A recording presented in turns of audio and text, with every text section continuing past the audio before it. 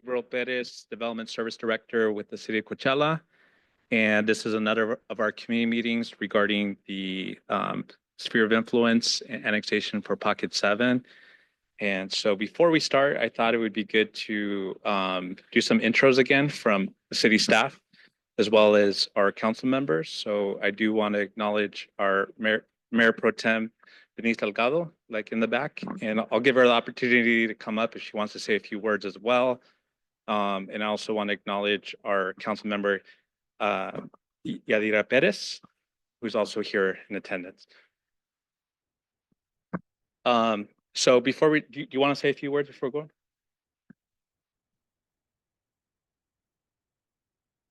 Okay, thank you. And then we'll go to some of our city staff. Some of you may have met them already, but let's do the intros.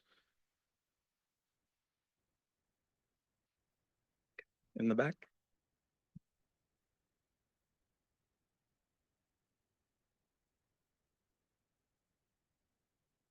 We have our city manager here too.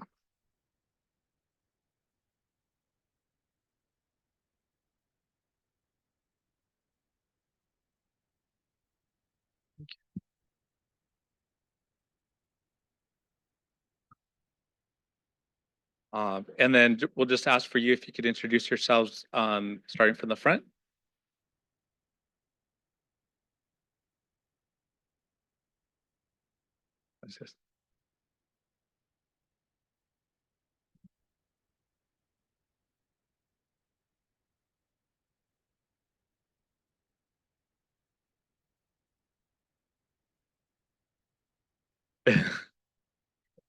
We have a few in the back. Do any of you want to introduce yourselves? Okay, we'll let them sign in. Okay, well, the reason for this meeting is to give you an update where we are in the annexation process. At the last meeting, we mentioned that we thought the LAFCO meeting may be either May 22nd or in June. After more discussions with LAFCO, they identified that the likely meeting will be May 22nd. And so they haven't 100% confirmed it, but that's what it's looking like it's going to be scheduled. They have been sending notices about the May 22nd date. And that decision is going to be at Riverside, at the supervisors council chambers in Riverside. So you're welcome to participate there, and we're going to share more information how you can participate if you'd like to be there. But they also have a Zoom option that you can follow. So we're going to go over that application update. We're going to have a little bit of discussion about city utilities that our utilities director can provide to you, because at the last meeting, there was a lot of discussion around utilities and what that might look like in the future, as well as any questions that you may have. Just background, a lot of you have seen this already, but the Pocket 7 is that area between Jackson Street and Calhoun, north of 52. And it's now in the sphere of influence, the city of Coachella. That means that we could request for it to be annexed into the city.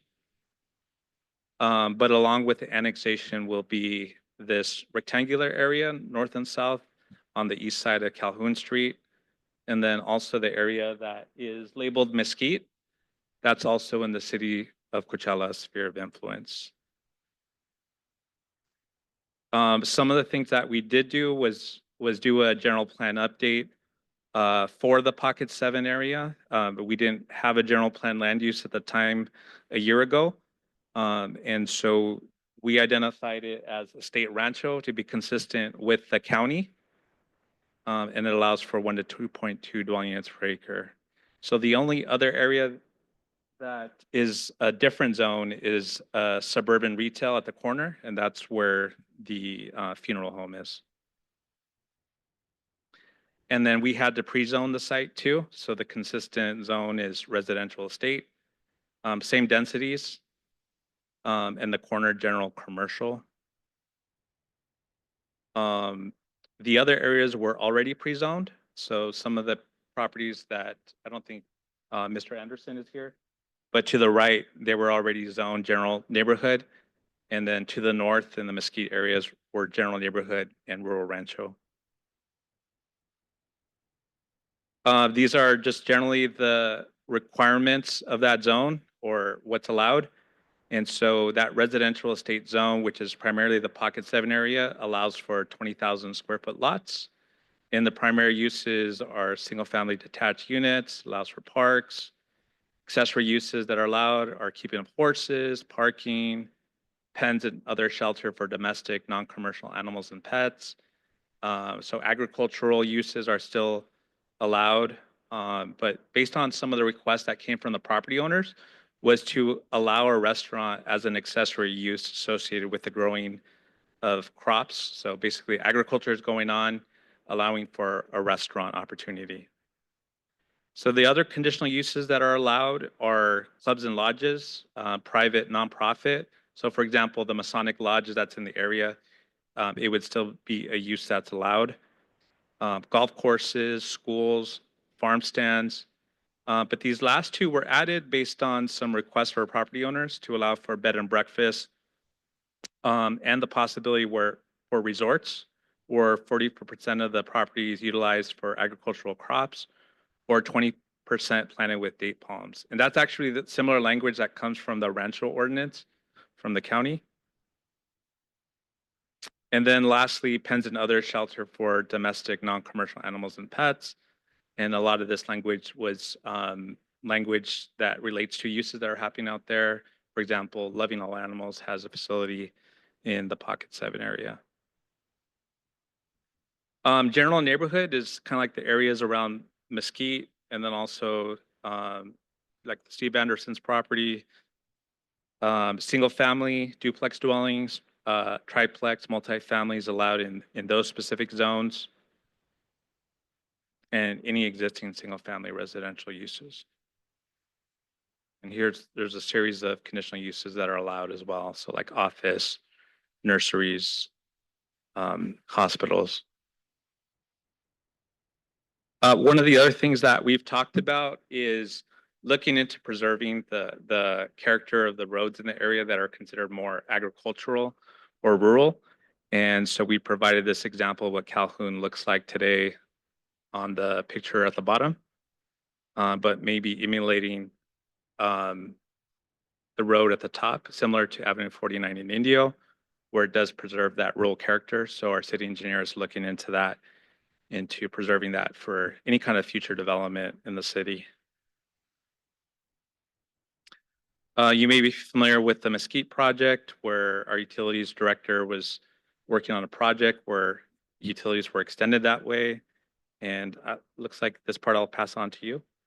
And this will go into the utilities discussion that happened last time.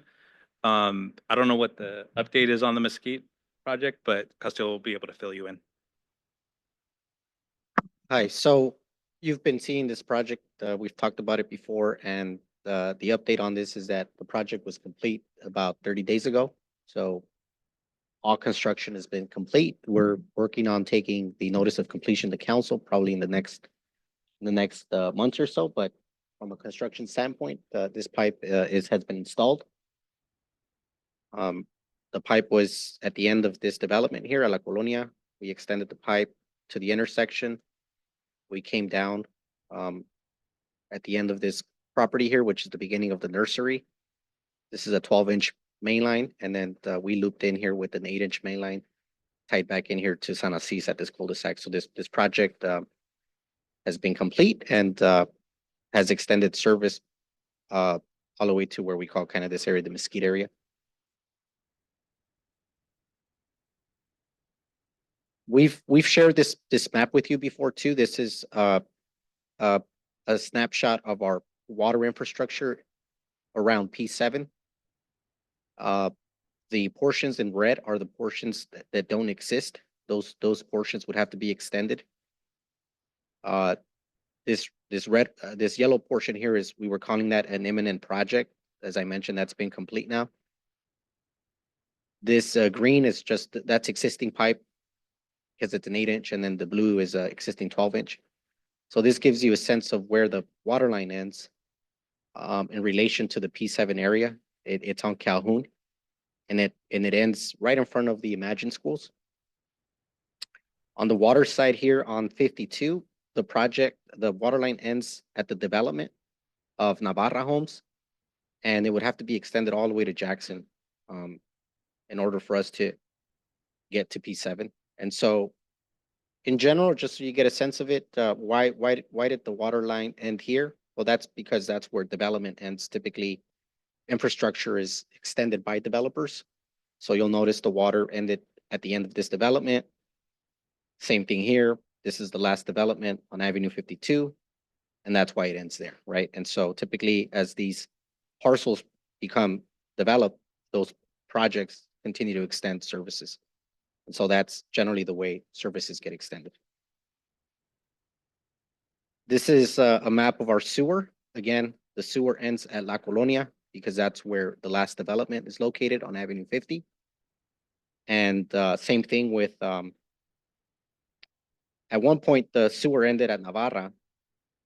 And, but then this school here, which is Coral Mountain Academy, this project had to pick up that sewer, so they picked up the sewer. That's why it's up to there. Same thing with sewer, used to end here at the intersection of 51 and Van Buren.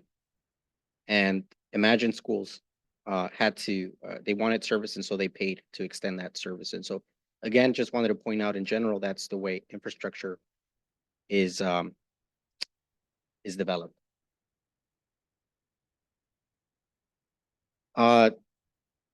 Some of you asked at the last meetings about what a project would look like if there was a project on Avenue 51 between Jackson and Calhoun, and you were interested in a cost.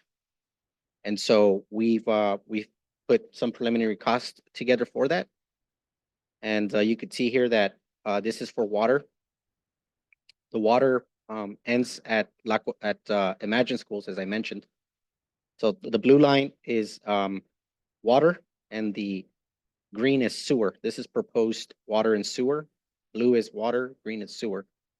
This is supposed to be a dashed line. It doesn't look very dashed, but it's supposed to be dashed. That's indicating that it's existing.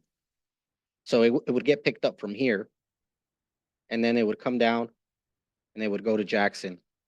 And that has an approximate cost of 1.4 million is what we are calculating.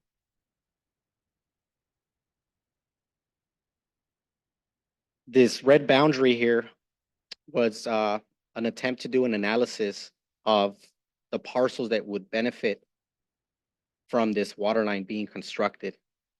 And so this red perimeter captures every parcel that fronts this water line.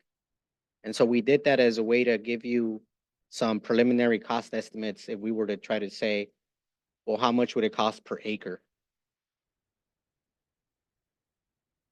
This is one way to look at that. This is sorry. So again, the water has a $1.4 million cost. We took all these parcels in here, and we tallied up their acres. Here are those parcels, about 20 parcels. Here are their APNs. Here are their size.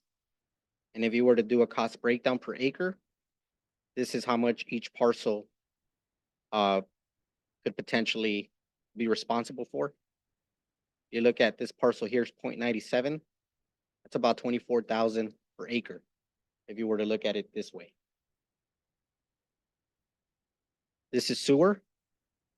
The sewer, as I mentioned, ends at 51 up to where the Imagine Schools pulled it. The sewer ends up here at La Colonia. So you would have to bring the sewer down. You'd have to bring it from here. You'd have to take it all the way to Calhoun. I'm sorry, to Jackson. Same analysis on the red perimeter. This has a cost of 2.4 million is our cost estimate. Same 20 parcels, APNs broken down per acre. This has about maybe $43,000 cost per acre if you were to analyze it this way. That's what we had worked on, providing you some costs for that. So this is kind of what the analysis has shown. Not sure if you have any questions or if you want to save it for the end. Maybe now for that. So if there's questions on that. Any questions on that?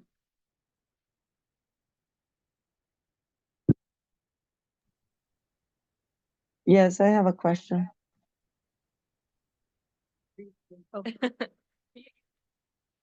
Yeah, the question is, those prices are for the city to do the actual work or for the homeowner? So that's been the question that I think a lot of you have been trying to get an answer on. The question of who's going to build the infrastructure. And the last conversation we had in December was that that typically we don't expand infrastructure this way. As I mentioned, typically driven by developers. There are other methods to extend infrastructure, and sometimes those come in a way of putting together assessment districts and CFDs. And so this analysis was in an attempt to give some insight as to what it would cost if we were to do an assessment district. We also talked about that you would get grants to cover this. So there was the question of grants. Some people brought up, hey, well, what about grants? And what we said in general about grants is that one is grants typically are given in order to consolidate existing water systems or septic systems. And the state has some criteria where they only give you so much per connection. They'll give you, let's say, 40,000 per connection. So the project, so if you have a little bit of connections over a big area, it doesn't pencil out. So for example, let's just say that in here, there's 20 parcels. And those 20 parcels, if they would have to, the state would do an analysis to see if those parcels, those connections generate enough money to pay for the infrastructure. Sometimes if there's not a if there's not a big cluster of connections, it doesn't work out for the state and they don't provide the funding. The other thing that we mentioned at the last meeting was that these applications, these grant applications are very competitive and they're limited. And the application process to do the design and then do an application for construction, sometimes that could take 4-5 years. And I think there was some folks in the audience that felt like 4 or 5 years was too long. And so even if there was a grant process or option, it wouldn't get done in 2-3 years. Well, the reason why I say that is because if you did get a grant, people would most likely invest into maybe have more put in business to where you would have to have more connections. Like, let's say if somebody broke down a property into several parcels and then you would have more connections. The state is very careful in not providing grant funding that is used for growth. They're not in that, at least the grants that we go after are not meant for growth. They're meant to address existing issues related to septic tanks and related to homes that might have issues with their on-site wells. And so the state says, we want to fix that issue. And so we're going to connect you to a public system. We're going to connect you to this public sewer. We're going to connect you to the public water because you're having issues with your on-site systems that are not public, they're private. That's what they provide grants for. They don't typically provide grants for growth, for development. They don't, that's not the type of grants that we go after, at least the ones that we've used.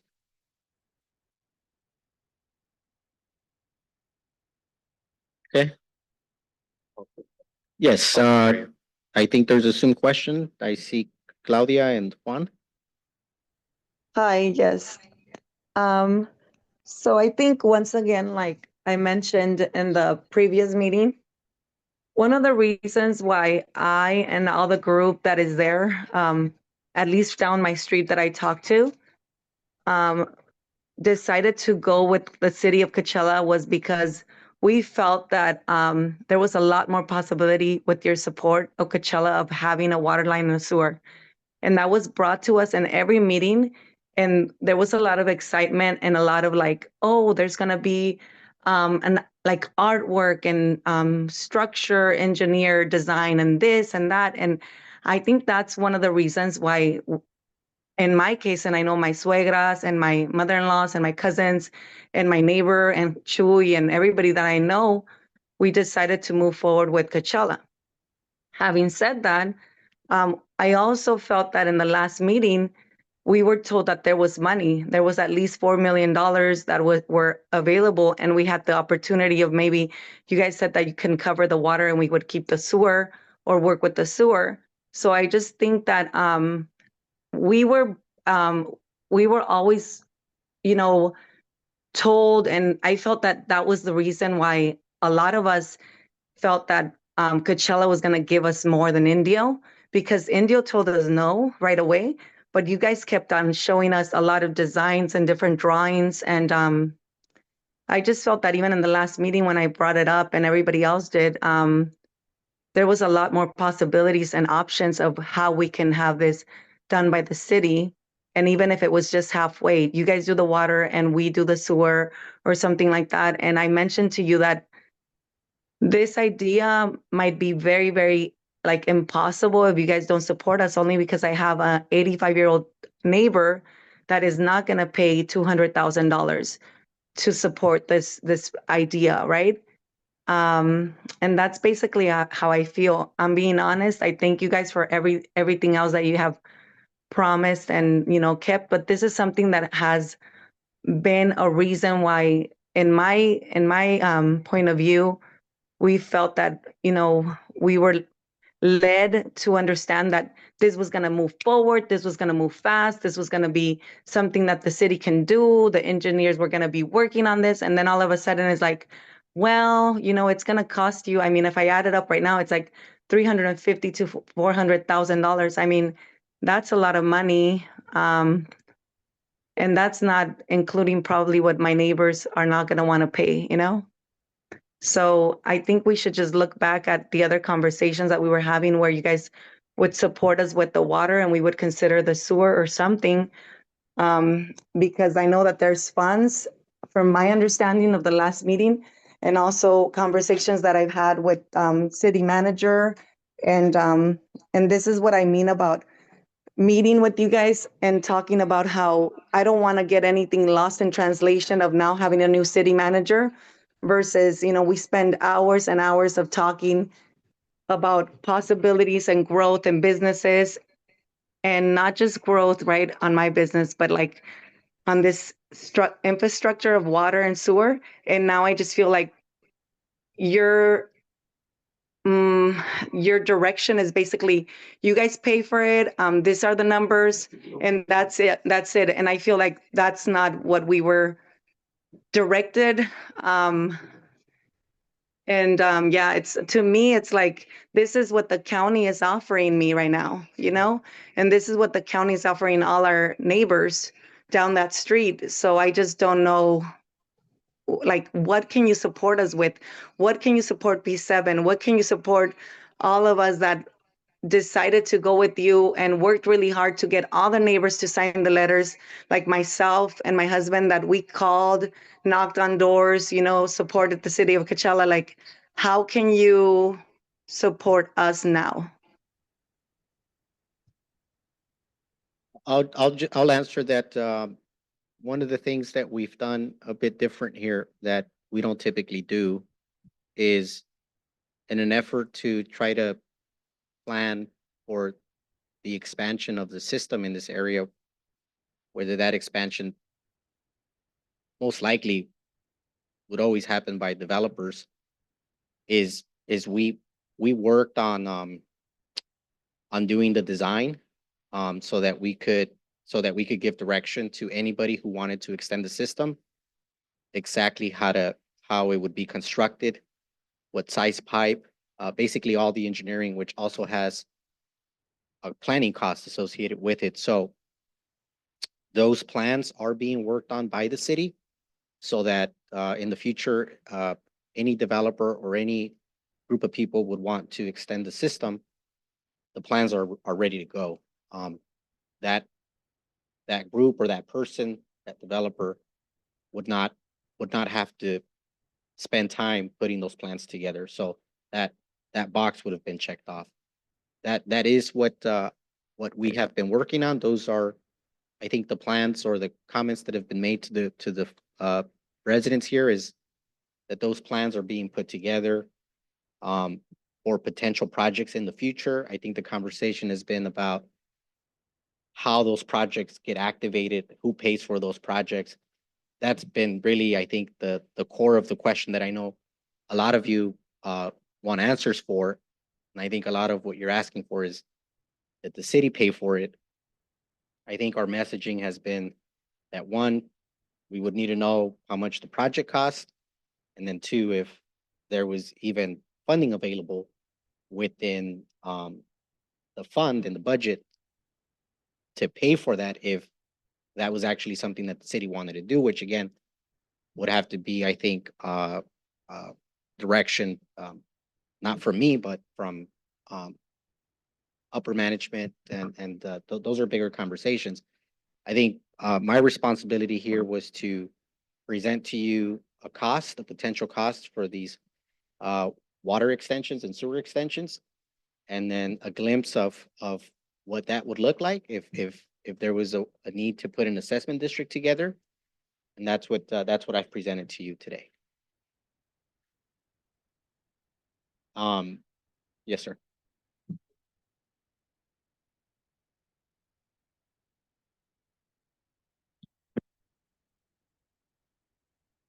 As Bill, you want to take a stab at that?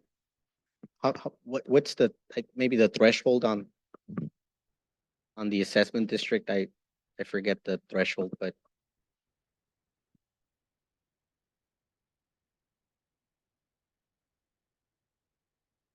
Good evening, everybody. It's a 50% vote, but the problem with that is based upon the acreage, the 50% doesn't necessarily mean if there's 20 people, 10 vote in. It has to do with the area that you're assessing. You also, though, don't want animosity between your neighbors, because a neighbor that controls more, like 3 times the acreage most normal people do could actually vote you in, and that could cause a neighborhood problem as well. We want to make sure that if we're doing something that the neighborhood agrees with it. We don't want to set up something that's basically set up for failure. Castillo's right. I'm sorry that Gabe's not here anymore, but there's reasons for that. And we've been finding things more often than not as to, that's why I'm here. You may have been told something, or there may have been understanding that the city was able to do something that it really can't do. There was many promises made. We've hired a lot of people that we probably shouldn't have hired.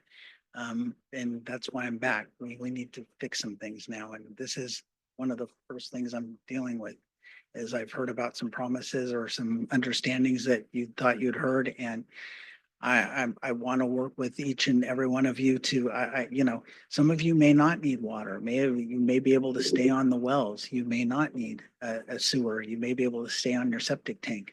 The city will provide better services than the county will. However, if you need those other services, I think at this point we have an extraterritorial agreement where I believe even if you stayed in the county, that the county couldn't serve you, CDWD couldn't serve you, that the city would be serving you anyhow. So whether you annex into the city or not, if you wanted to improve your water, if you wanted to have what's the threshold, 12 people on a property or something where you have to have county water? I think so, right? Yeah, there's a threshold where if you want to have events and things of that nature, that you have to have your own water system or be connected or connect to municipal water. Whether you annex into the city or not, that doesn't change what we're talking about because you'd still have to come to the city for that service. And that doesn't mean we want you to feel trapped or anything because you're not. Everybody has, you know, you own your own properties, you can do whatever you want. But the city does have the ability to form districts. We can issue bonds on, you know, the people that would like to have it. And you can't do it where you have one property, you don't have another property. Everybody is either in or they're out. And it's unfortunate, some people may not need those, you know, the water from the city or sewer. But ultimately, it will help your property values if you go to sell your properties later on.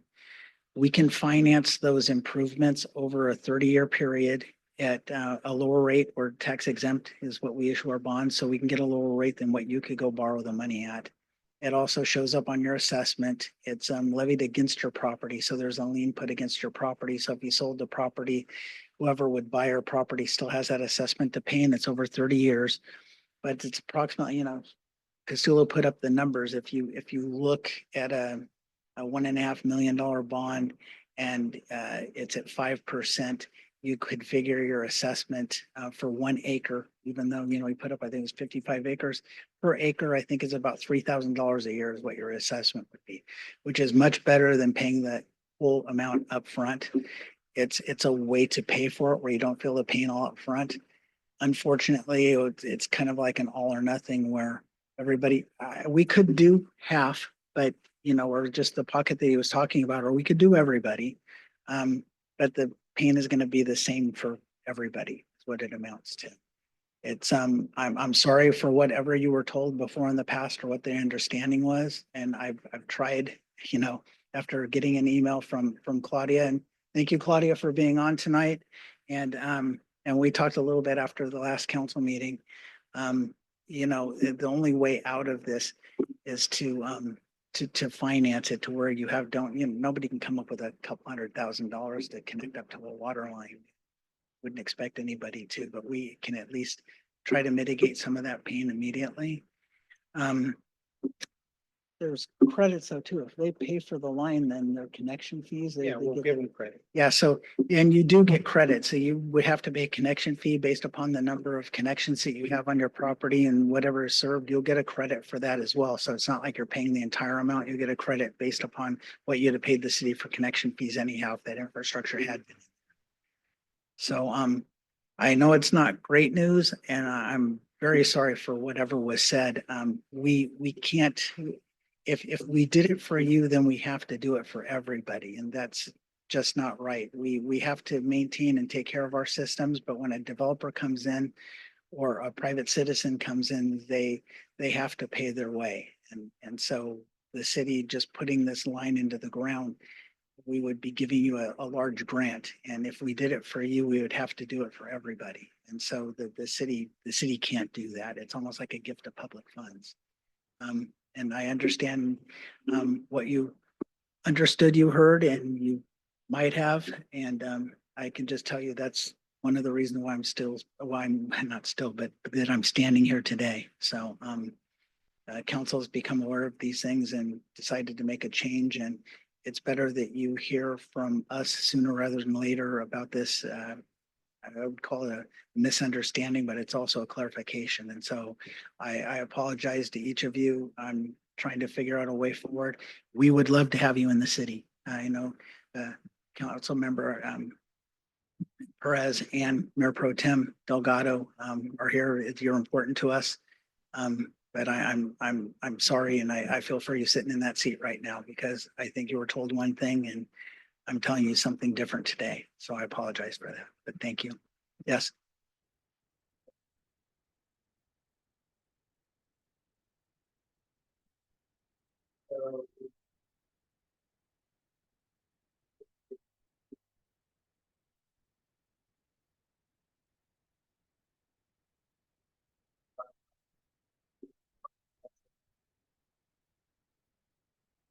If the assessment district goes through and if you needed to have the line extended to your property, there would be an additional cost. There'd be an additional cost to this. Doesn't include your property, but if you wanted us to extend the line to your service. It depends upon how much longer it's going to be, you know, the extension. If you're right next to where the pipe is, of course, it's going to cost you less if you pay direct. And you may end up actually paying a connection fee for the system because you're also getting the advantage of having our tanks and our wells and all the other stuff. So you may pay $5,000 for the extension, but the connection fee was going to be 10,000. You may have to pay that difference. So I'm sorry, I just threw that out there. I was just making an example is all. That was just an example is all. Yes. Based upon, I was looking at that and doing some quick math in my head, you know, $1.3 million, 30 years, 6% interest. Yeah, is rough, but yeah, on an acre, it's about $3,000 an acre. So if you had 5 acres, it'd be $15,000 a year. If you had an acre, it'd be 3,000. You had half acre, 1,500. So.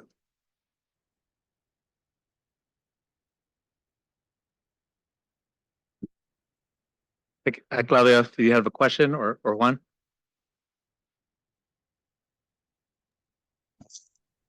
Hi, how are you? Hello there. Hello. Yeah, so today I'm understanding that grants don't work for growth, and the whole time we had conversations, it was like we can get grants for projects like this, and we can get grants, and now it's like, oh no, there's no grants for future growth. And then another thing, I know Castulo mentioned on the last meeting it was like, hey, if we can just do water, will you guys be able to, um, you know, accept that, and maybe sewer comes later because there was money enough to do just the water. So I'm assuming the money's still there, and the city of Coachella doesn't want to invest it down Avenue 51 now. Is that the case, or what's going on? And then also, uh, I'm more concerned now of, I know the city of Coachella has higher tax percentages than any city in the Coachella Valley. So if I move into the city of Coachella, and I'm not getting any benefits, now I'm going to pay more taxes. I just don't see the benefit of going into Coachella now. It just, or everybody in P7, because it's like we're not getting anything that's going to benefit us, and now we're getting taxed higher, I'm assuming, property taxes, and no benefits for everybody in P7. So I just kind of feel like at this point, maybe we stay county because we're not getting any benefits. It's basically, we're just putting the name Coachella on it, probably going to pay higher taxes and not getting any benefits.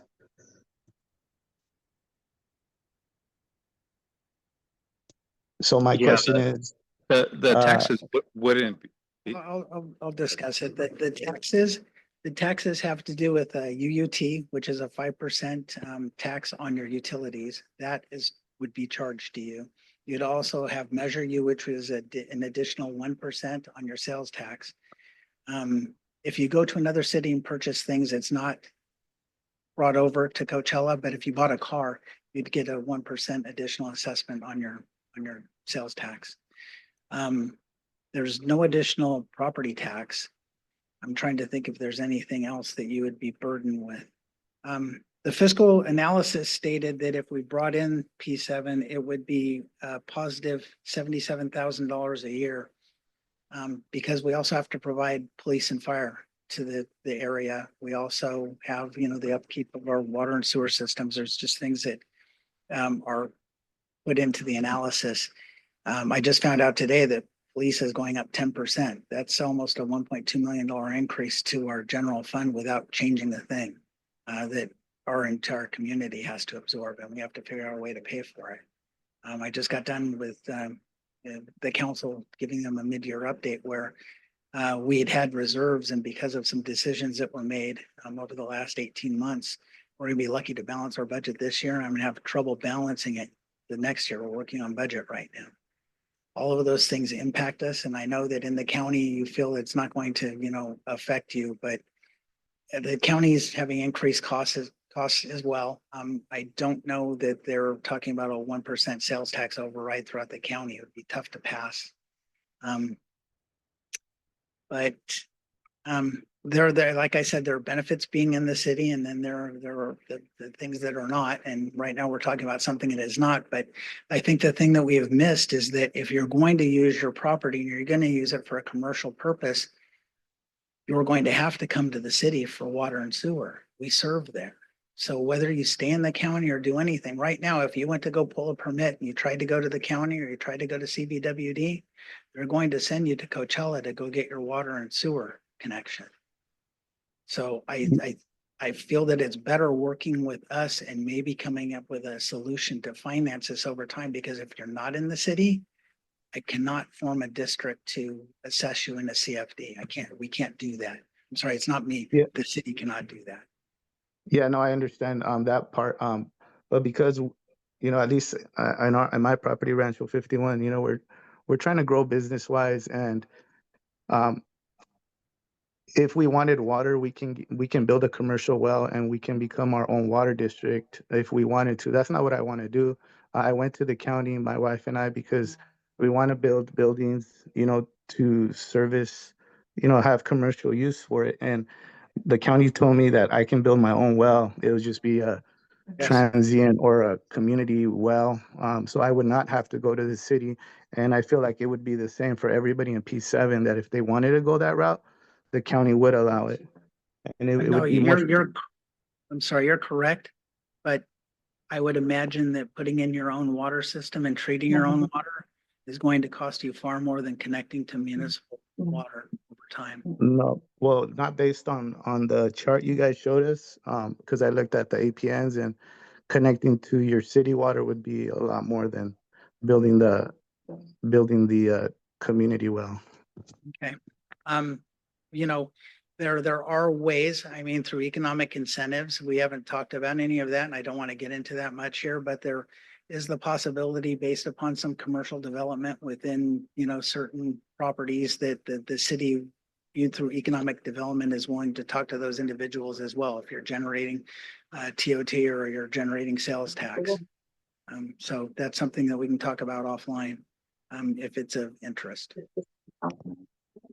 Yeah, I just, at this point, I don't trust the offline conversations. I'd rather it be public forums, because of what all the conversations that were in the past, and even this last meeting in the public forum where it was like, hey, well, if you guys take water only, will you guys do that? And now it's just like, oh, that's crossed out the, it's red line now. So um, I understand, that whatever you guys had to do to, change personnel, I get it, but I just, it,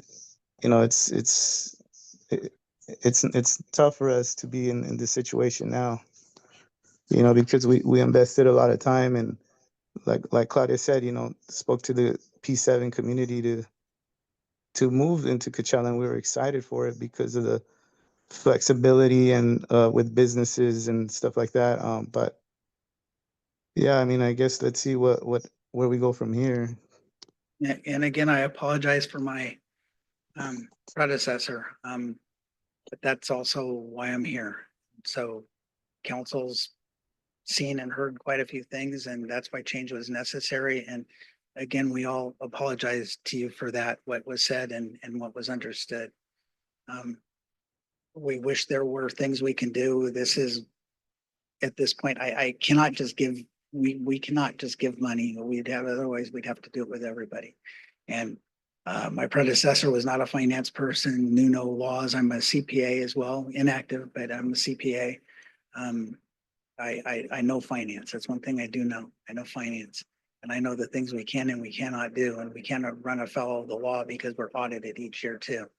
And we can't lose grants. We need to take care of business. And speaking of grants are in place when somebody's underserved. And the grants we've received is for trailer parks or people who don't have sewer when they have septic systems and it's polluting water. Those are when we receive grants. You have good operating wells, you have septics that are not fouling the water. So, and there's very few of you in that area. When they come in, they want to have like Castillo was saying, the most bang for their buck. They want density. And if they want to serve an area 2 acres and there's like 40 mobile homes on it, they're getting a lot of service through there. just, you know, on a couple of acres. And that's what happened with Mesquite. We go in there and we're serving a lot of people. It's not where it's spread out. It's not where there's properties. So grants should have never been brought up. That should not have been a discussion. And again, I'm sorry for that.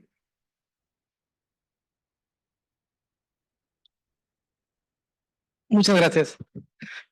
Buenas tardes. Mi nombre es Víctor García y yo también vivo por la calle 51 que se está mencionando, ¿verdad?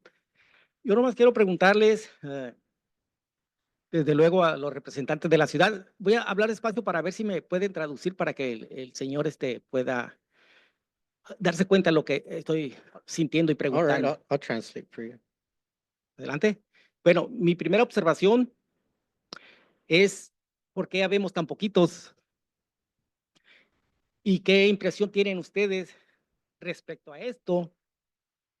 No sé qué piensan, qué sienten, qué presienten sobre el hecho de que hayamos pocos. He's saying that he just asking what we think about the attendance. What do we feel about it? What do we think is like the meaning of it? He's just pointing out. He wants to acknowledge that there's low attendance.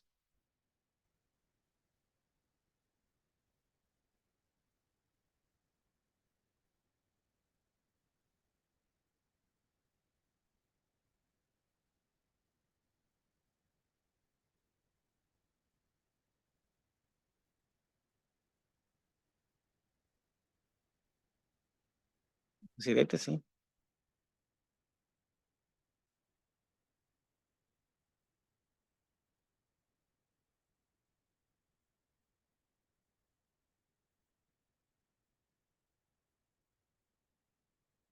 Tampoco yo.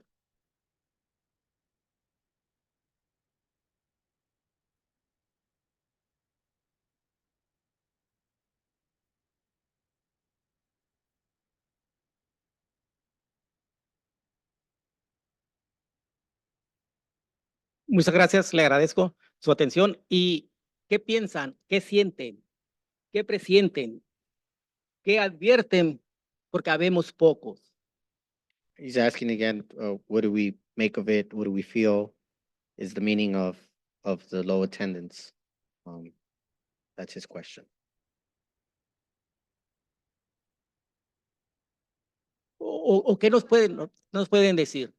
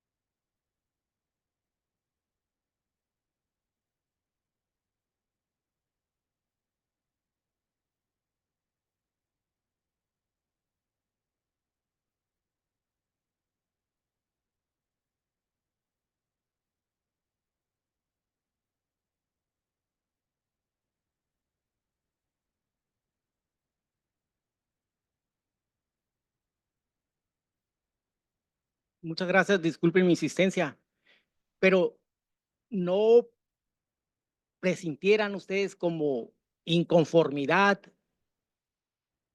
por algo el hecho de que no se presenten las personas porque nos interesa a todos. Yo siento como una indisposición, una inconformidad de nosotros los residentes y es como una manera de, no digo protestar, pero sí inconformarnos como están aconteciendo el proceso, los hechos del evento.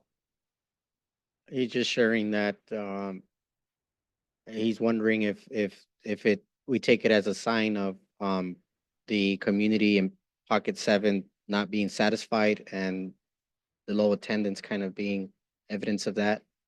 If perhaps maybe that's what this means. He's asking if that's how we feel. If it's due to some type of folks not being satisfied. But I think that the councilwoman answered that she does agree that the attendance is a problem and the reason for the low attendance is perhaps because there was a lack of outreach or things of that nature.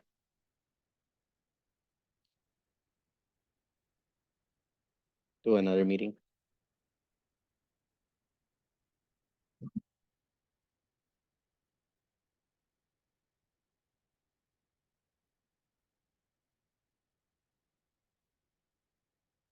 So I was sharing that there's no reason why we can't have maybe another meeting next week or 2 weeks from now. I think these are held quarterly.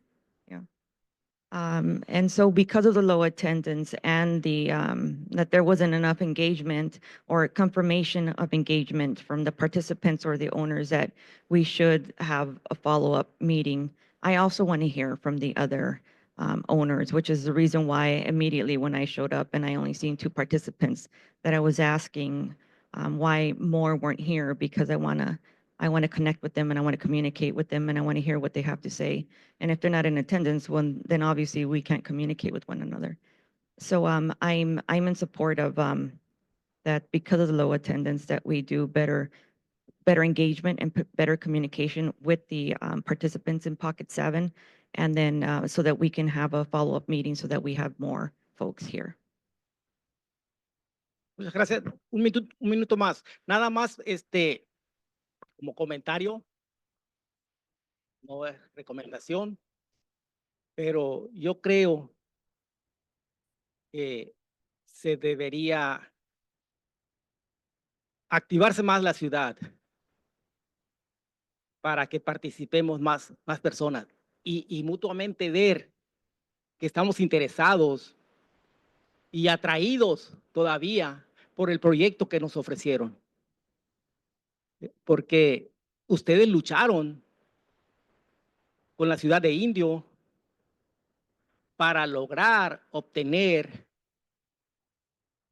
este pedazo de tierra, pues.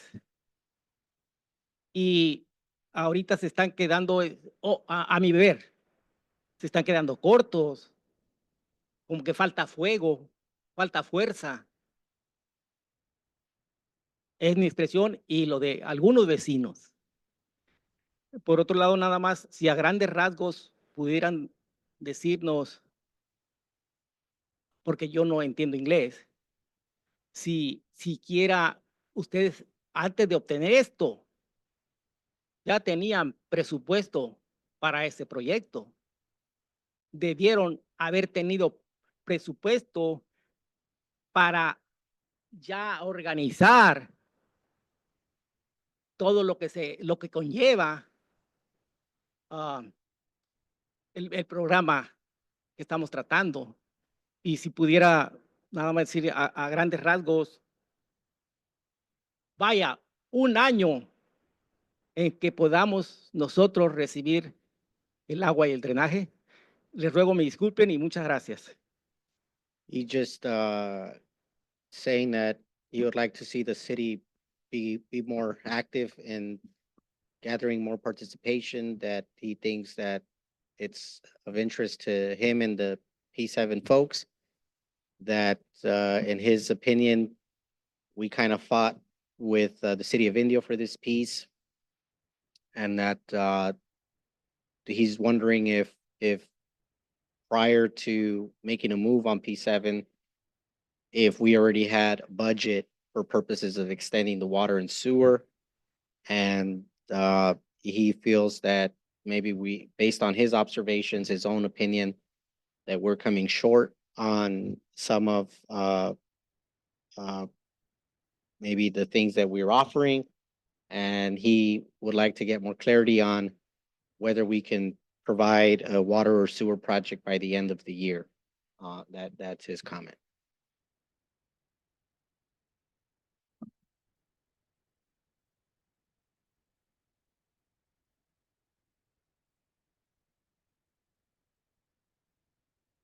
Okay.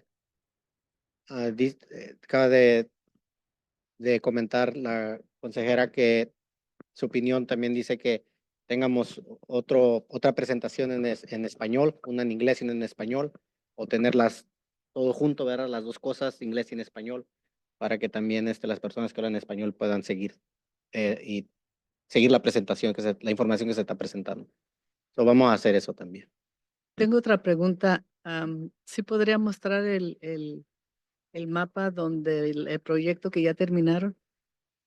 Can you put up that project, the one that was previously done?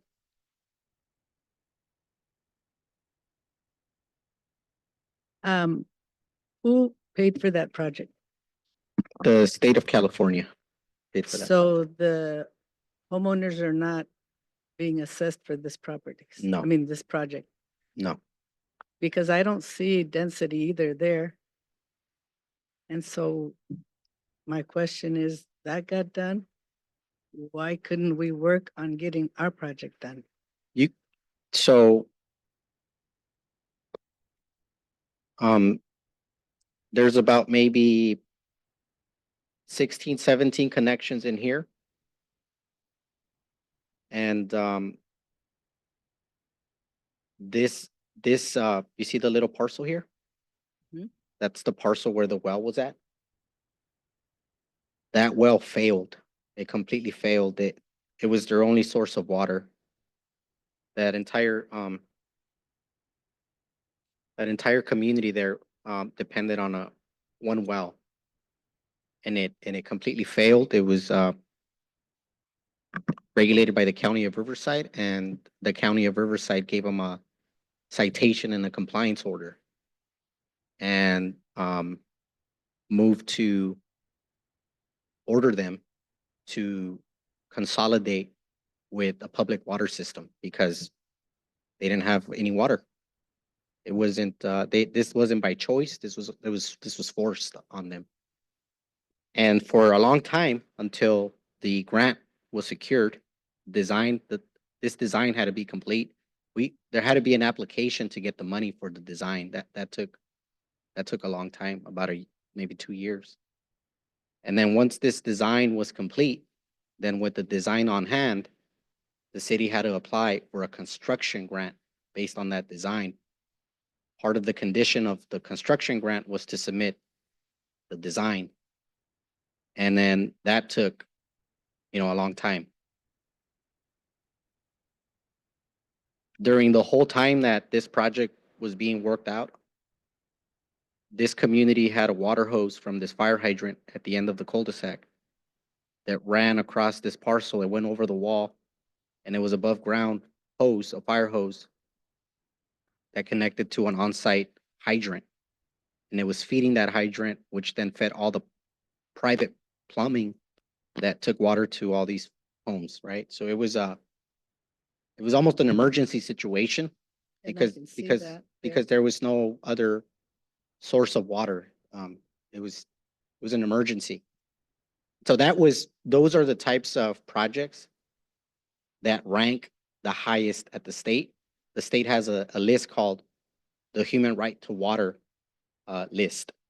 And in that list, the priority projects are projects that are dependent on systems that have already failed, right? You have to have a compliance order.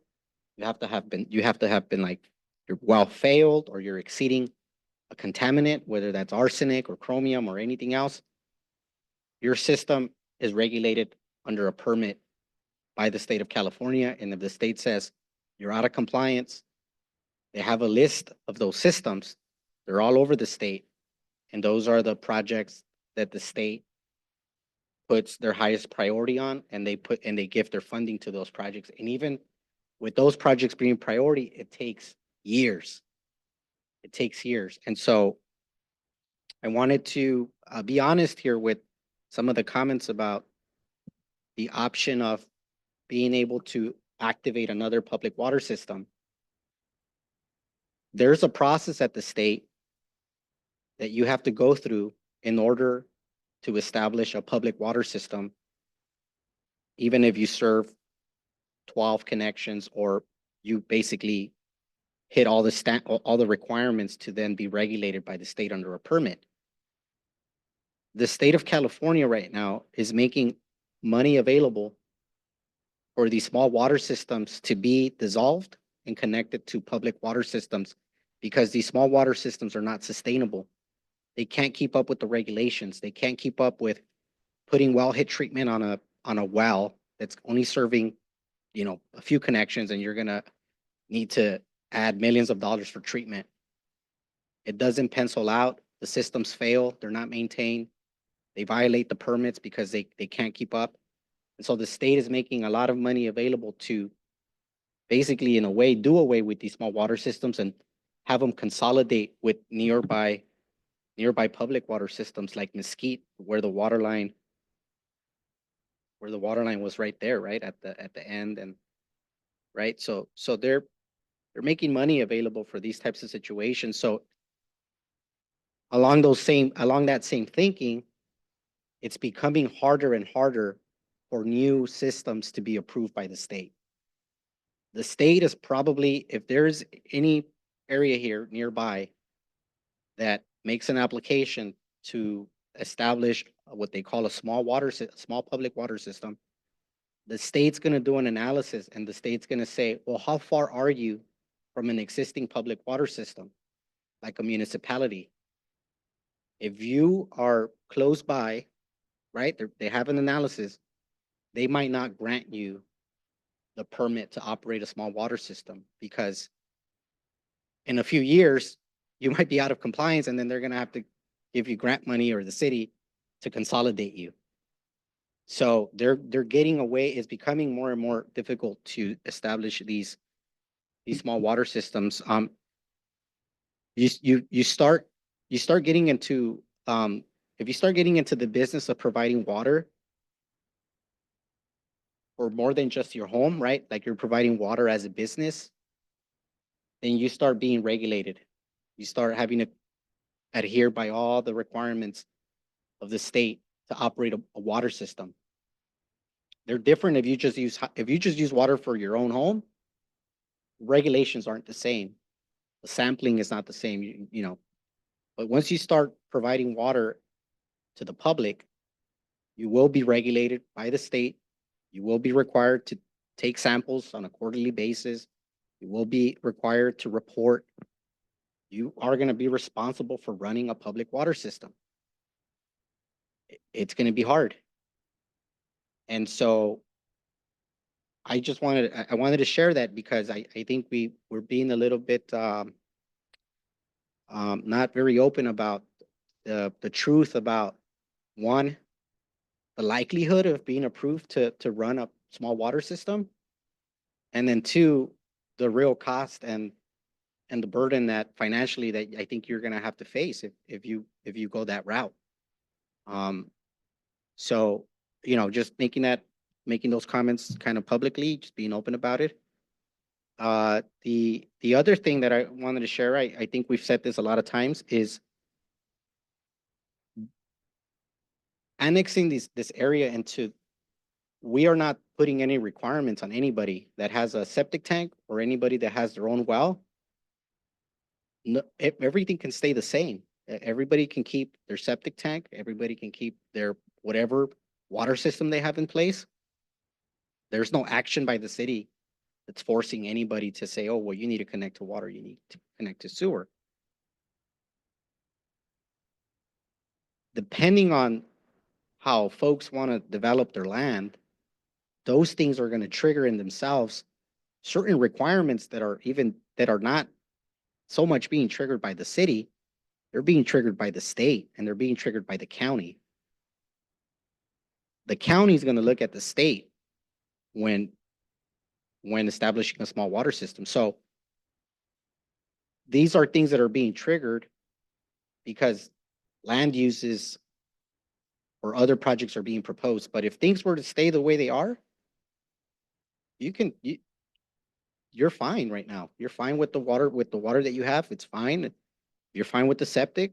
There's no requirement to do any upgrades or changes. This is only for instances where there are new proposals, right? And so I think that's where it becomes more of some type of a business decision of what you want to do with your property and then how you're going to address those costs. So unless there's a failed well or sewer, the state won't come in and help. That's the way the state has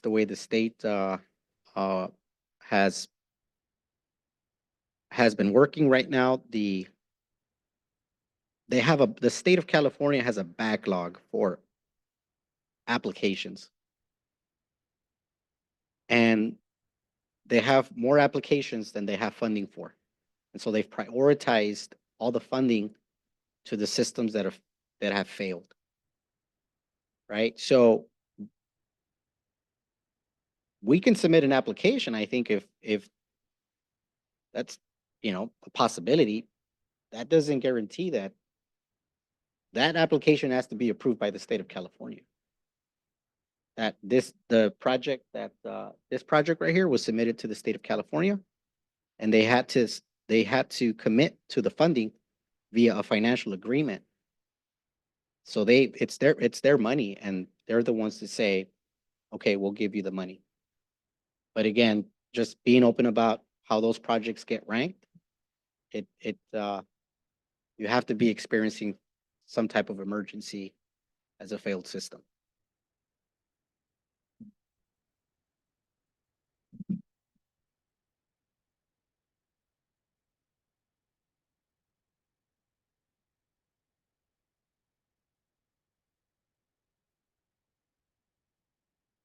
Any other questions?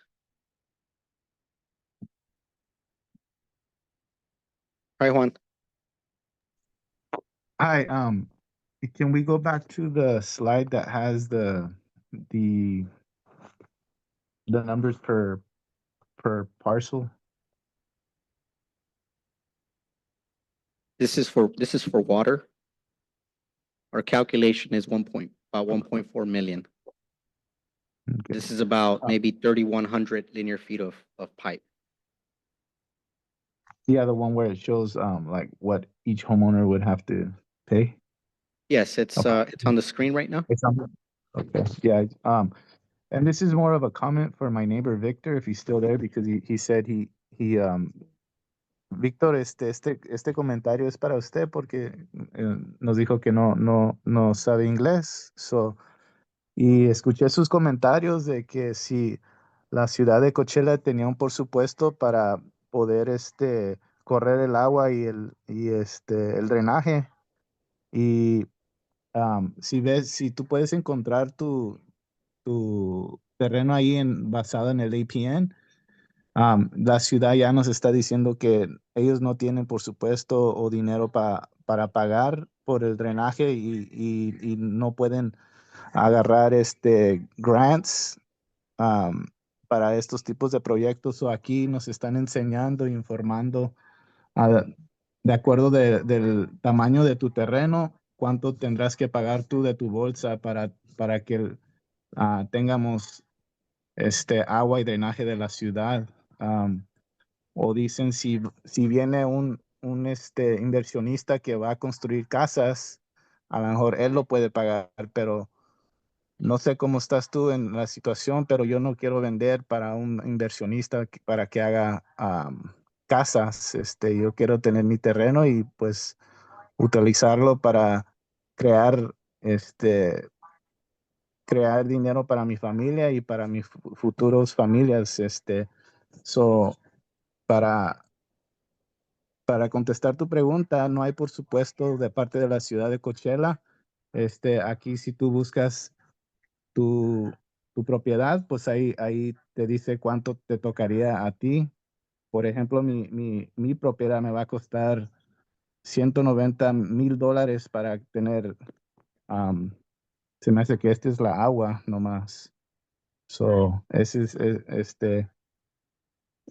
y va a ser poquito más para el drenaje. So, como tú decías, no entendías inglés, pues aquí te lo estoy explicando para que sepas dónde estamos en esta situación con la ciudad de Coachella.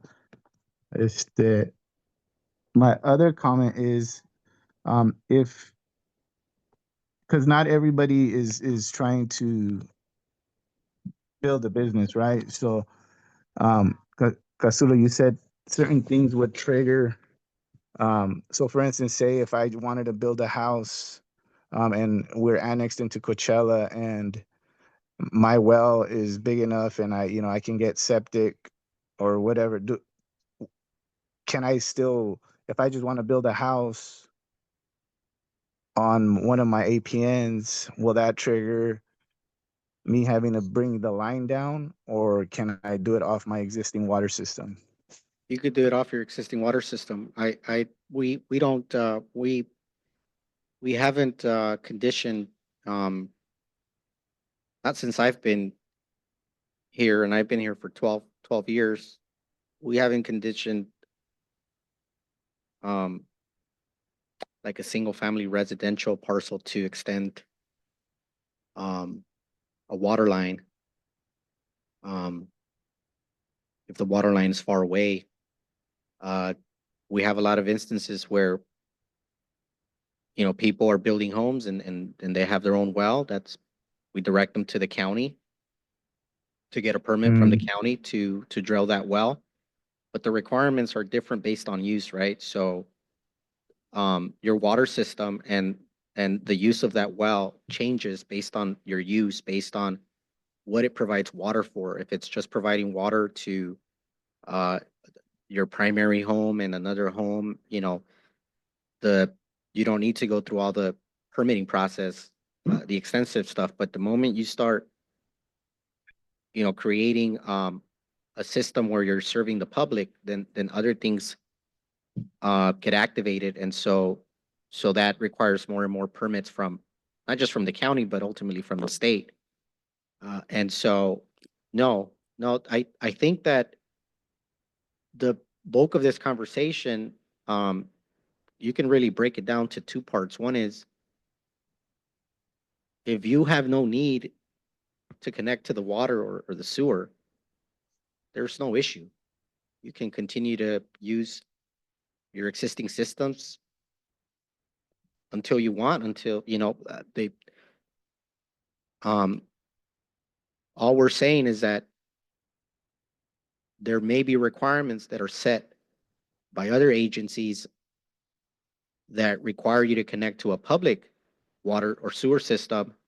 And those are typically triggered based on what you're proposing to do with your property.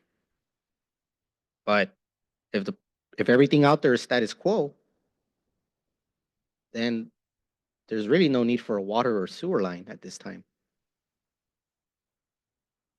Sí, señor Víctor, le voy a contestar, porque le dio información, Juan, y sí, te está dando gracias, Víctor, Juan, pero le quería explicar un poquito más del comentario de Juan, sí,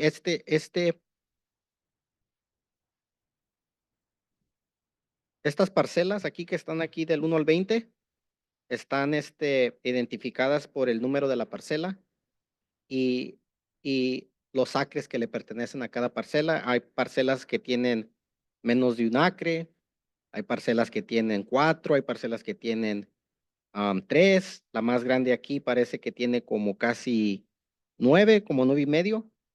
Entonces, nosotros habíamos quedado en la junta pasada en diciembre, cuando se estaba tocando el tema acerca de que si la ciudad podía hacer un proyecto, porque eso siempre creo que fue fue lo que preguntaba la comunidad es, queremos que se haga un proyecto y siempre creo que estaban pidiendo que la ciudad pagara un proyecto. Entonces, el comentario que se les hizo siempre fue de que antes de contestar cosas de que si la ciudad podía pagar el proyecto o no, se tenía que hacer un cálculo de cuánto puede costar un proyecto de estos. Ese es el primer paso.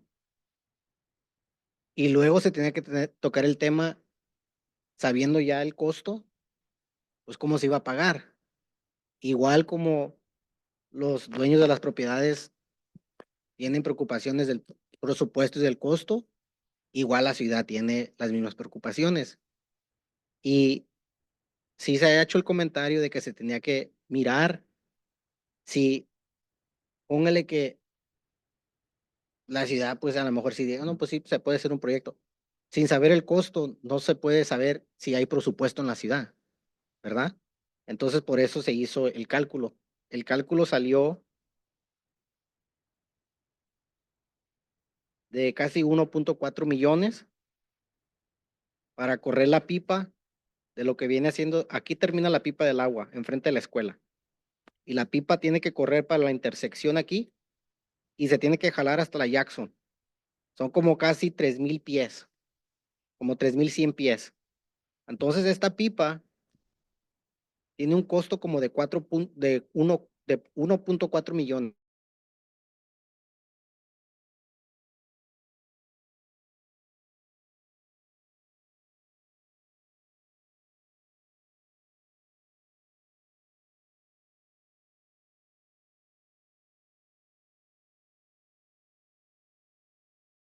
Es un método común, ¿verdad?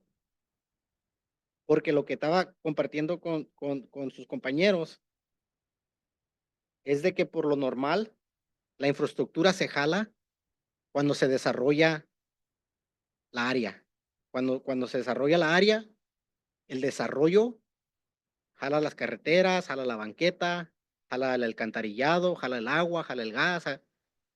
El desarrollo va jalando toda la infraestructura. Entonces aquí, por ejemplo, como es un área rural, por eso es de que por lo general es rural, no hay banqueta y no hay desarrollo como se ve el desarrollo en otros lugares de la ciudad, ¿verdad? Porque es rural. Entonces es el problema también que no nomás tiene esta ciudad, pero otras ciudades, de que las ciudades por lo general no tienen los presupuestos para desarrollar áreas rurales. El desarrollo viene con la gente que anda haciendo las casas y las áreas de comercio. Entonces, las otras maneras que se han hecho, por ejemplo, en la Quinta, donde hay comunidades de muchos años que se establecieron antes de que hubieran mejoras públicas como agua y alcantarillado, el valle está lleno de áreas donde se hacen distritos no sé cómo se dice en español, de acceso, de asesoría. Existen en la Cove, todo eso era un distrito de asesoría para meter alcantarillado. Hay otros lugares, en muchos lugares en el valle, donde se han hecho, donde la comunidad se juntó y dijo, nosotros queremos agua, nosotros queremos alcantarillado, los vamos a juntar y que pongan un distrito de acceso para así pagar por esa infraestructura en 30 años, de pedacito a pedacito, porque pues no se puede hacer de un jalón, ¿verdad? Y eso es una técnica que se usa mucho para hacer estos tipos de mejoras, donde se encuentra la comunidad en una situación donde pues está rural, la gente se quiere quedar ahí, no va a venir, no va a venir alguien a hacer casas o algo. Entonces, ¿cómo se va a arreglar eso, verdad? Se usan esas técnicas. Entonces, por eso nosotros, solamente como para tener la conversación, es para tener algo, una referencia. Nosotros dijimos, ok, pues si se hace esa pipa de agua, ya se le acabó esto. Si hacemos la pipa de agua, ¿cuáles son las parcelas que se activan? Pues las parcelas que están enfrente. Son 20 parcelas. Entonces, una opción de cómo tratar de eh, justificar quién le toca cuál porcentaje de ese proyecto. Se hizo un cálculo aquí por acre, ¿verdad? Entonces, si alguien tiene 0.7 acres, la matemática dice que a esa persona le tocan como de 19,000. Pero si una persona tiene casi 9.5 acres, pues ya le cuesta como 235,000. Porque, porque el beneficio que se le está dando a esa parcela es mucho más. Porque yo si tengo una parcela de 10 acres, yo puedo hacer mucho. Yo puedo desarrollar comercio, yo puedo poner restaurantes, yo puedo hacer muchas cosas. Y por lo normal, si yo quiero hacer eso, las mismas leyes me van a requerir que me conecte a un sistema público porque si no me conecto, entonces voy a tener que hacer yo mi propio sistema público de agua y se me van a poner todas las mismas reglas que se le ponen a los otros sistemas públicos que requieren que tomen pruebas del agua nosotros tomamos pruebas del agua cada semana, unos de cada semana, unos de cada mes, unos de cada 3 meses, unos de cada año, unos de cada 3 años, unos de cada 5 años, ¿verdad? Entonces es un proceso, no es fácil, pues, operar y manejar un sistema público para propósito de darle de beber agua al público, ¿verdad? Eso todo va por bajo la regla del estado de California. Entonces nosotros, en general, lo que se está diciendo aquí es de que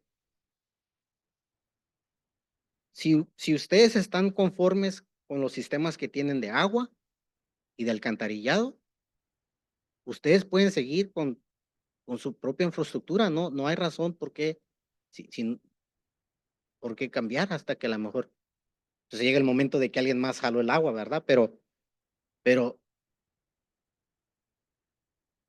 bajo el tema de las becas,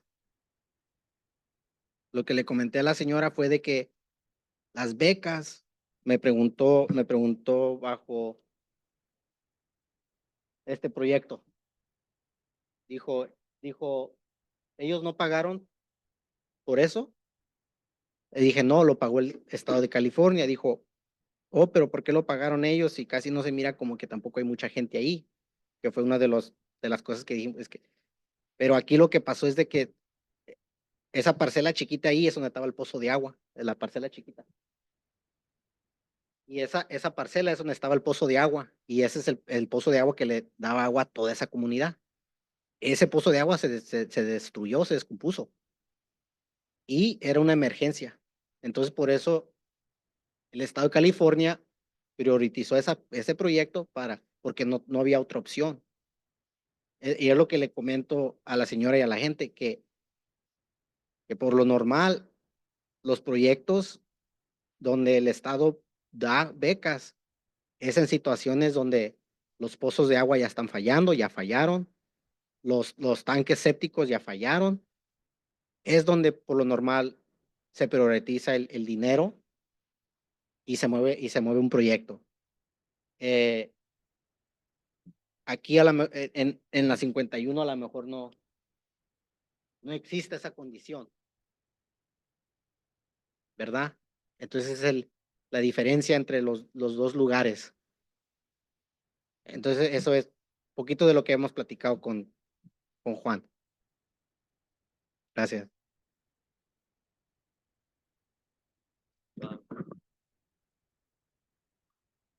Lo más justo lo que te decía que te voy a comentar algo. Yo tengo casi 10 acres. Yo pagaría $36,000 si lo hiciera al año. Yo soy un hombre retirado. Me pagan $2,500 al mes.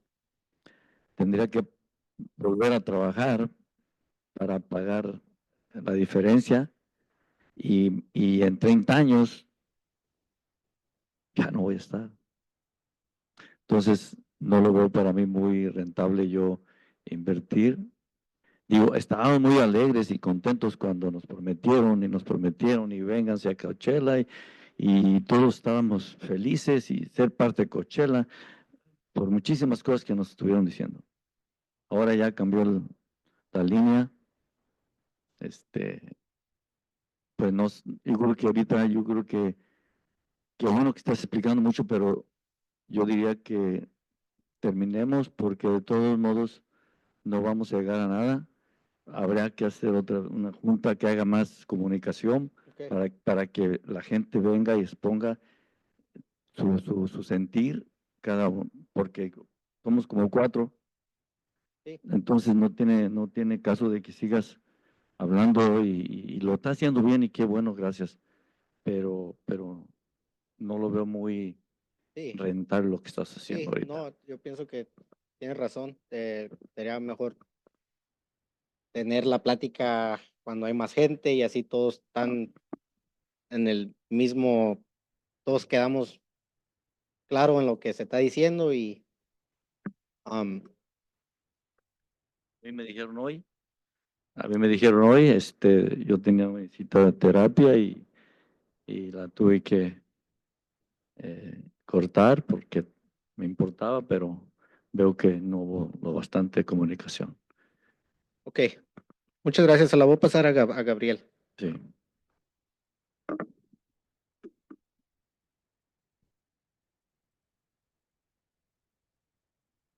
Okay, I'm gonna go over just kind of what's remaining. And it looks like we're gonna schedule another meeting. I'm thinking this probably do it in April, if the meeting is gonna be in May. That'll give us enough time to have further dialogue. I do want to explain, and I've shared this before, what the next steps of the annexation process looks like. So at the top, it talks about the application that we've mentioned in the past in December. That was already submitted to LAFCO. They review it. They have to make sure all the resolutions, the boundary maps, the descriptions all make sense, which they're doing right now. And then they set a LAFCO hearing. And so right now they told us that hearing is May 22nd. When I talked to them on Thursday, they mentioned this is how the process will work. When it's a city initiated annexation, they have the hearing, right, which will be May 22nd. Because it's a city initiated annexation, it requires that there be a protest hearing. So LAFCO makes the decision on the annexation first on the 22nd. So they say, yes, we agree to annex. Within 30 days, LAFCO sets up a protest hearing. Now, when I talked to them, they said typically they'll do the protest hearing at their offices in LAFCO and Riverside. But because of the distance where Coachella is from Riverside, they said that they would try to set up the protest hearing here in Coachella. And what that means is that LAFCO will send all property owners and registered voters in the Pocket 7 and Mesquite area a ballot, right, to be able to vote and to see if there's a voter protest to annex into the city. So if less than 25% of voters in that area and less than 25% of landowners protest annexation, then it's approved. It's approved. If between 25 to 50% protest or greater than 25% of the landowners protest, then there's a separate election that is held of the voters. If greater than 50% of the voters protests at the protest hearing, then the annexation fails. And so typically, LAFCO has expressed that they don't see an annexation fail. So it either usually happens as the annexation proceeds, or there's an election held by the voters, and that's something that LAFCO handles. So I just want to give you an idea of what to expect next, and we'll explain this again when we have the community meeting in April. But just want to identify that. This is the timeline that we've been presenting to you for like the past year, and all the different meetings that we've had. And so back then we anticipated to get all this done with the possibility of having a date to LAFCO on May 22nd, and it looks like they will be having that meeting on the 22nd. How could you help? If you haven't signed a support letter and you want to provide a support letter, that always helps for the annexation hearing that's going to be on May 22nd. You can also participate in the LAFCO meeting on May 22nd, and that's in Riverside at the county supervisor's office. It's in downtown, and we can give you more information about that. You will get a notice from LAFCO as well, so they'll mail it to property owners in Mesquite and Pocket 7 and owners 300 feet around the annexation area. If you want to meet with staff about any of future plans, we've been meeting with different property owners about what you'd like to do and what your plans are. We're happy to do that as well before May 22nd or afterwards. So that's it. Just more information, you can go to the website where we provide information about the annexation process. You know, I do want to leave it there. I think we have to figure out with connecting with some of the other property owners when it makes sense to have that meeting. But it sounds like there was maybe some preferences to having a meeting at 6 o'clock rather than 5 o'clock. And if that's a preference, then we'll look for a meeting at 6 o'clock. But I just want to get the general temperature if April will look like a good month to be able to have that meeting for you.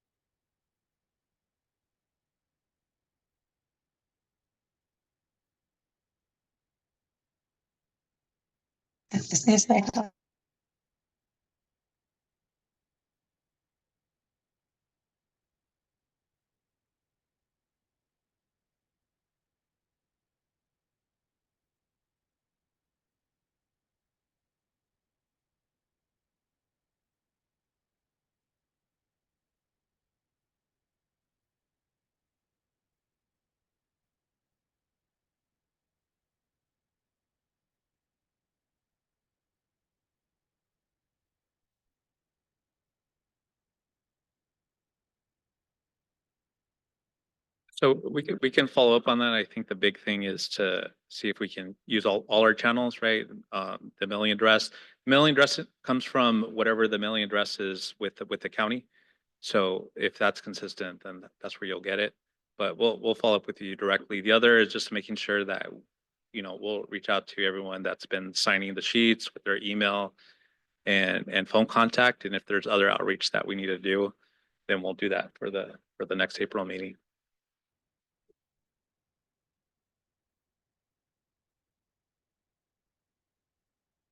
Yeah. Yeah. Okay. We'll be sure to do that. Yeah. Is there any other suggestions or any other questions that we can answer before we close? Okay. Okay. So we'll reach out with just expect it'll be sometime in April. So you'll get a written and a phone call communication about when the next meeting is going to be. So thank you for being here. Appreciate it.